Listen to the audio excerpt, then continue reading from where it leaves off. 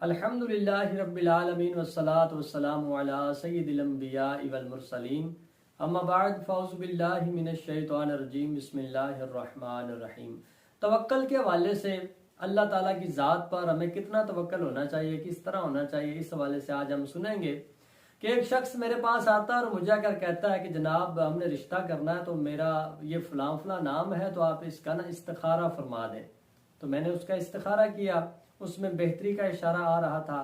میں نے اسے کہا کہ جی اس میں بہتری کا اشارہ آ رہا ہے، لہٰذا آپ رشتہ کر لیں، مناسب رہے گا آپ کے لیے۔ اب ان کی آپس میں برادری تھی، رشتہ داری تھی، اور وہ جو رشتہ ہے کسی وجہ سے، کسی مسئلے کی وجہ سے نہ ہو سکا۔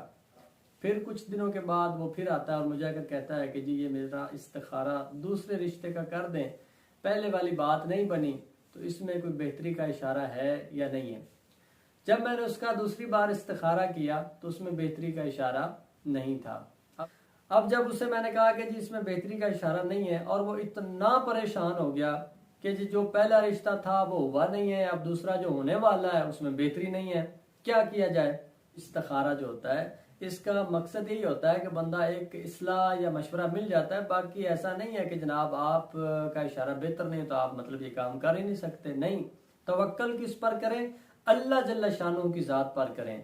جو بھی اللہ تعالیٰ کی رضا کے مطابق کام ہوتے ہیں اس میں بہتری ہوتی ہے۔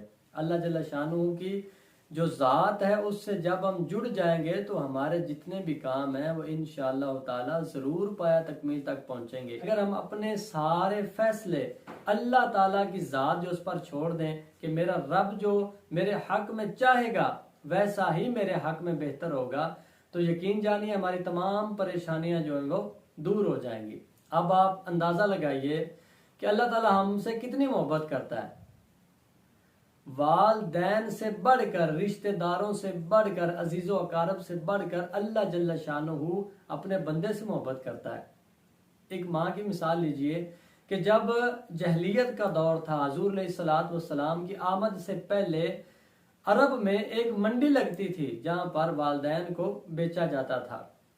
تو ایک شخص اپنی ماں کو بیچنے کے لیے لے جاتا ہے اور وہ وہاں پر اس کی بولی لگتی ہے اور اس کی ماں جو ہے وہ بک جاتی ہے، وہ پیسے لے لیتا ہے، لیکن جب جانے لگتا ہے تو اس کی ماں اسے کہتی ہے کہ بیٹا میری ایک بات سنتے جاؤ۔ بیٹا جب بندہ کسی کی حاکمیت میں آ جائے تو وہ پھر اسے گھر سے نکلنے نہیں دیتا۔ تم نے مجھے بیچ دیا اور میں اب اس کی حاکمیت میں ہوں، یہ تو مجھے نکلنے نہیں دے گا، لیکن بیٹا میں تم سے بہت محبت کرتی ہوں، آتے جاتے یہاں سے گزرتے رہنا، میں تمہیں دیکھ کر اپنا سینہ ٹھنڈا کرتی رہوں گی۔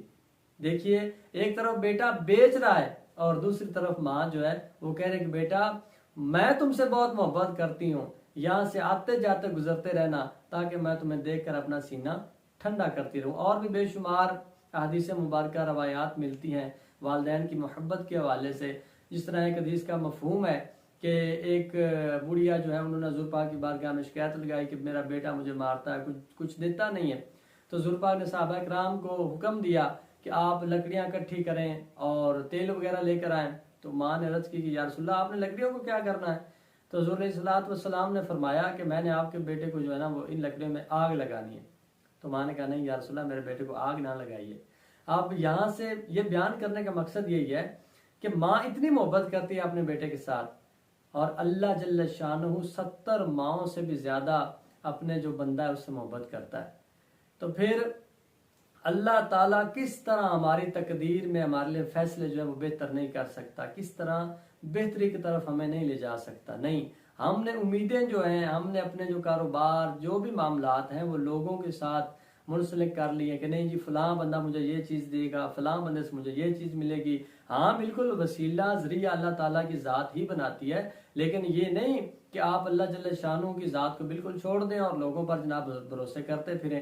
نہیں، اگر آپ دل و جان کے ساتھ اللہ جل شانہ کی ذات کے ساتھ جڑ جائیں گے تو جو آپ کے کام بہتر نہیں بھی ہوں گے انشاءاللہ تعالیٰ وہ سارے کے سارے بہتر ہو جائیں گے۔ اس لیے ہم جو بھی کام کرنا چاہیں، جس طرح کا بھی کام کرنا چاہیں، سب سے پہلے اللہ تعالیٰ کی اس میں رضا ہونی چاہیے، والدین کی رضا ہونی چاہیے، اور ہمیں اپنا توکل جو ہے، اپنا یقین جو ہے وہ اللہ تعالیٰ کی ذات پر رکھنا چاہیے کہ میرا جو رب ہے وہ مجھ سے اتنی محبت کرتا ہے اور اس نے جو میرے نصیب میں لکھا ہے وہ بے شک اس نے بہتر ہی لکھا ہے، اس میں کسی قسم کا کوئی دکھ کوئی پریشانی نہیں ہے۔ اللہ تعالیٰ ہمیں اپنی ذات کے ساتھ والہانہ عشق کرنے، محبت کرنے کی توفیق عطا فرمائے، اور ہم سب کی تمام جملہ پریشانیاں دور فرمائے۔ آمین بجاہ النبی الامین صلی اللہ تعالی علیہ وسلم۔